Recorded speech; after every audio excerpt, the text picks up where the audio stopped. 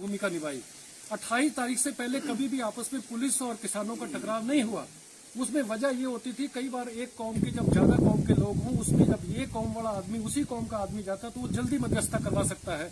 तो तब भी कौम को बहुत बड़ा फख्र था कि हमारे वहाँ एक SHO हरजिंदर सिंह है, अभी हमारे को कोई, हमारी कौम को कोई अगर प्रॉब्लम आएगी। हालांकि ये जो आंदोलन है किसी एक विशेष कौम का नहीं है, 36 बरादरी का आंदोलन है। और फिर भी जहां जिस चीज की संख्या ज्यादा होती है तो उस संख्या को मद्देनजर रखते हुए ऐसे कदम कई बार उठाने पड़ते हैं।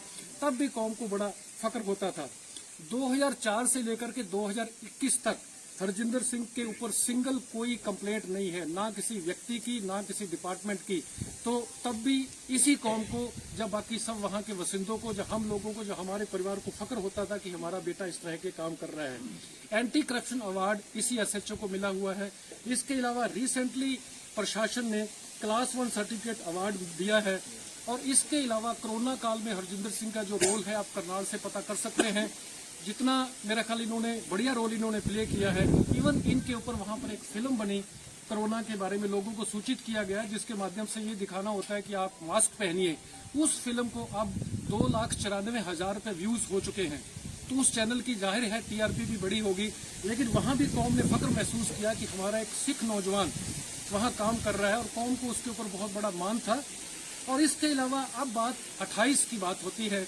27 और 28 की जो रात है, उस रात को प्रशासन को, माननीय SP महोदया पुनिया साहब को और माननीय DC साहब को और प्रशासन को एक रिपोर्ट मिलती है कि कल जो किसानों को आप एक जगह दे रहे हो, विशेष जगह, वो जगह वहाँ की बजाय वो लोग एक वहाँ कार सेवा डेरा है, डेरा कार सेवा जिसको माईवाड़ा भी कहते हैं, जिसके मुखिया माननीय बाबा सुखा सिंह जी हैं, वो हैं। और वहाँ पर किसान अपना रोष प्रकट करेंगे।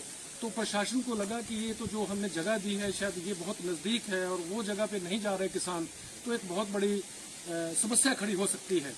प्रशासन ने फिर कहा कि अब क्या किया जाए। प्रशासन ने रात को इसी SHO की ड्यूटी लगाई कि आप जाइए बाबा जी को मिलिए।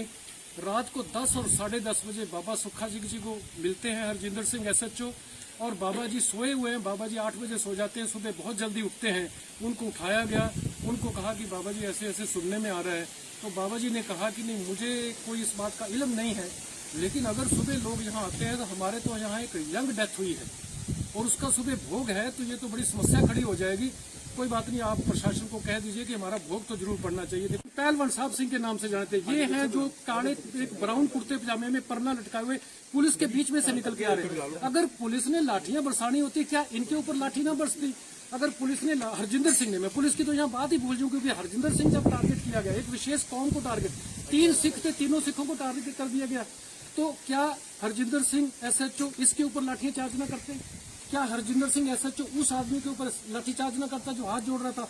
उस आदमी ने, जो व्हाइट कुर्ते पजामे वाले किसान, मैं उसको अब तो किसान ही कहूंगा क्योंकि किसान आंदोलन में है, उस किसान ने जब अपशब्द प्रयोग किए हैं तो तब जरूर ऐसा हुआ। मैं इसे नकारता नहीं, मैं इससे जवाब नहीं दे रहा कि ऐसा नहीं हुआ।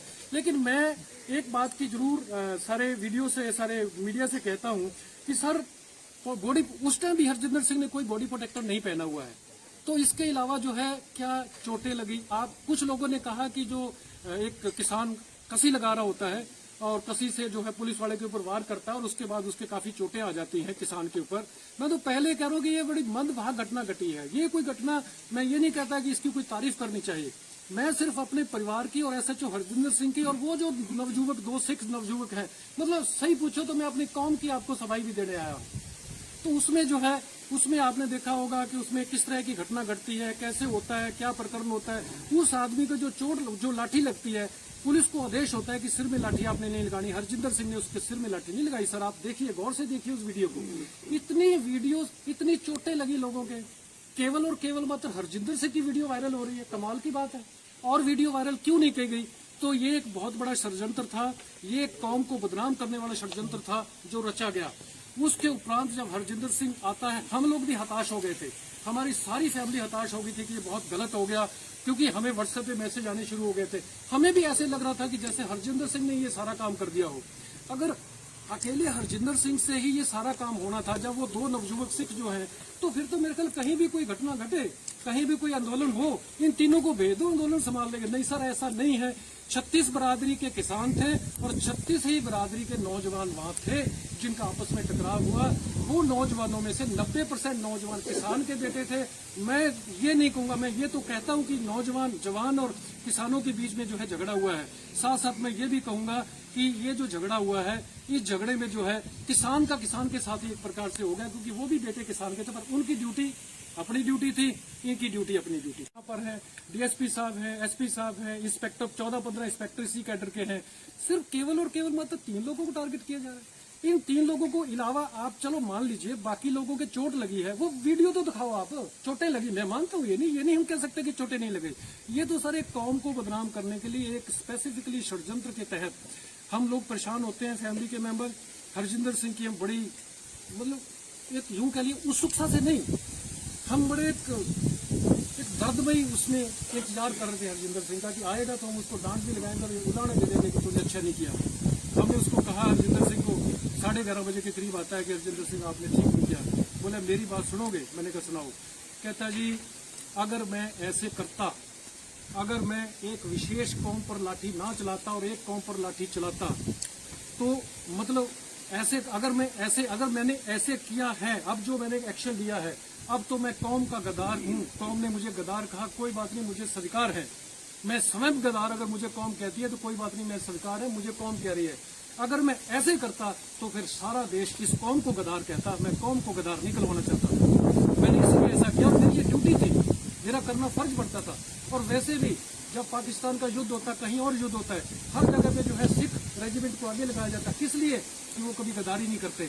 और अगर आज हरजिंदर सिंह SHO ऐसे कर देता तो मेरा ख्याल वो जो लोगों ने शहीदियां डाली थी युद्ध में, या सिखों की रेजिमेंट्स हैं, शायद वो एकदम धूमिल हो जाती। तो मेरी आप लोगों से भी प्रार्थना है कि आप भी मेरे पक्ष को जरूर रखिएगा। और जिन लोगों को जो लोग हताश हुए हैं, जिन लोगों का हृदय मतलब 4-5 दिन हो गए, बड़े लोग परेशान है, शायद हम सो जाते होंगे, वो लोग नहीं सोते। देखो एक कौम की बदनामी होती है, साथ साथ कौम के साथ साथ एक पर्टिकुलर आदमी को आप टारगेट कर रहे हैं। मुझे आप यहाँ पर आप सब लोग पत्रकार बैठे, वहां पर कोई वीडियो नहीं बनी होगी कि लाठी कोई और भी चला रहा होगा।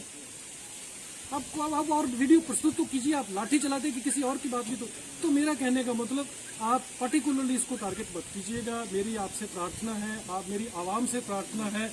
लेकिन इसके बावजूद भी आवाम का, किसी किसान भाई का या किसी और भी देश विदेश में किसी का भी जो है अगर फिर भी हृदय को वेदना पहुंची है तो मैं इसके लिए खेद प्रकट करता हूँ। तो जो लोग ये बात कह रहे हैं कि वो यानी कि किसी प्रोग्राम में आपको ना बुलाएं, सोशल बाइकआउट करें, उन लोगों से कुछ कहना चाहेंगे? ये जितनी बात आपने रखी जब वो सुनेंगे तो सर अगर ये मेरी बात सुनेंगे, लोगों की इच्छा होगी तो जो पार्टी का सिंह साहब बूटा सिंह जी एक सवाल तो सर वो बेटे का कोई नहीं सर, किसी बेहतर है कि ज्यादा सवाल करो। मैं इन्हों का प्रतिनिधि तो समझो किसी, मैं नहीं बोल रहा, बूटा सिंह ही बोल रहा। बिल्कुल सर, साडी जो परिवार के कई बार बंदा नहीं कह बोल रहा, ਜਿਹੜਾ ਹੋਇਆ ਨਾ ਹੋਇਆ ਆਪਸ਼ਨ ਹੋਣੇ ਚਾਹੀਦੇ। ਹਰਜਿੰਦਰ ਸਿੰਘ ਤੇ ਇੱਕ ਇੰਸਪੈਕਟਰ ਲੈਵਲ ਪੁਲਿਸ ਆਫੀਸਰ ਹੈ, ਇਹ ਹਾਈ ਕਮਾਂਡ ਦੇ ਆਦੇਸ਼ ਹੈ ਜਾਂ ਨਹੀਂ ਹੈ, ਹਾਈ ਕਮਾਂਡ ਨੇ ਵੇਖਣਾ ਹੈ ਕੀ ਕਰਨਾ, ਕੀ ऑप्शन ਸੀਗੇ। तो बड़े बड़े ऑफिसर IAS ऑफिसर है, SP साहब है,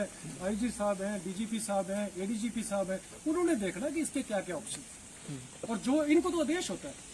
आपने ये कहें कि ऑफिसर को कहे कि नहीं सर ये ऑप्शन नहीं, देश का SDM ने फिर सिर पाड़न का भी दिता सी कि सिर पाड़ दो, फिर वो तो इस तरह तो नहीं होगा ना जी। सर SDM की तो बात आपने, SDM की तो अपने जो है अपने स्टेट के डिप्टी CM दुष्यंत चौटाला ने भी कह दिया कि गलत, DC साहब ने भी खेद व्यक्त किया, और मैं कौन होता हूँ उसके बारे में कहने वाला। इसका मेरे पास कोई जवाब नहीं है। एक ही बात नहीं है कि तुझे शादी का, मेरा ख्याल सर इस बात का प्रश्न आपको उनसे करना चाहिए, मेरे से नहीं करना चाहिए। अगर हमें स्पष्टीकरण के लिए बुलाए, आदेश दे, हम जाने के लिए तैयार। और अगर गलती निकलती तो सजा के लिए भी तैयार। बिल्कुल सजा मिलनी चाहिए। ਜਦੋਂ ਤੁਹਾਨੂੰ ਵੀ ਫੋਨ ਆਏ ਹੋਣੇ ਆ, ਗਦਾਰੀ ਦਾ ਟੈਗ ਬਹੁਤ ਵੱਡਾ ਹੁੰਦਾ ਕਿ ਜੀ ਟੈਗ ਲਾਤਾ, ਇੱਕ ਫੋਟੋਆਂ ਵਾਇਰਲ ਹੋ ਗਈਆਂ, ਉਦੋਂ ਕੀ ਲੱਗਿਆ? ਆਪਣਿਆਂ ਨੇ ਸਾਨੂੰ ਗਦਾਰ ਡਿਕਲੇਅਰ ਕੀਤਾ, ਸਾਡੇ ਆਪਣੇ ਆ, ਜਿੱਦਾਂ ਸਾਨੂੰ ਉਹਨਾਂ ਦੀ ਗੱਲ ਕਲੀਅਰ ਹੋ ਜੂ, ਸਾਡੇ ਆਪਣੇ ਸਵੀਕਾਰ ਕਰ ਲੈਣਗੇ ਸਾਨੂੰ, ਆਪਣਾ ਮਾਰੂ ਤੇ ਸੁੱਟੂ ਦੇ ਛਾਵੇਂ ਹੀ। ठीक है सर, थैंक यू। प्रशासन को बताया तो प्रशासन ने कहा कि बाबा जी को कहिए कि उस भोग को कैंसिल कर दिया जाए, क्योंकि कैसे आइडेंटिफाई करेंगे कि वहां पर जो है कोई ये किसान लोग आ रहे हैं जब भोग वाले लोग आ रहे हैं। It's very much difficult to identify कि किसको रोकेंगे किसको नहीं रोकेंगे। तो वहां पर भी इस नवयुवक ने उसी कौम के होने की वजह से एक भूमिका निभाई। उसने कहा नहीं सर ऐसा नहीं हो सकता है, क्यों ऐसा क्यों नहीं, जहां पर आपके इतने बड़े ऑफिसर्स हो आप उसके सामने बोल नहीं सकते हो। लेकिन इन्होंने कहा नहीं सर मेरी रिक्वेस्ट है, उसमें क्या है कि हमारे एक प्रथा है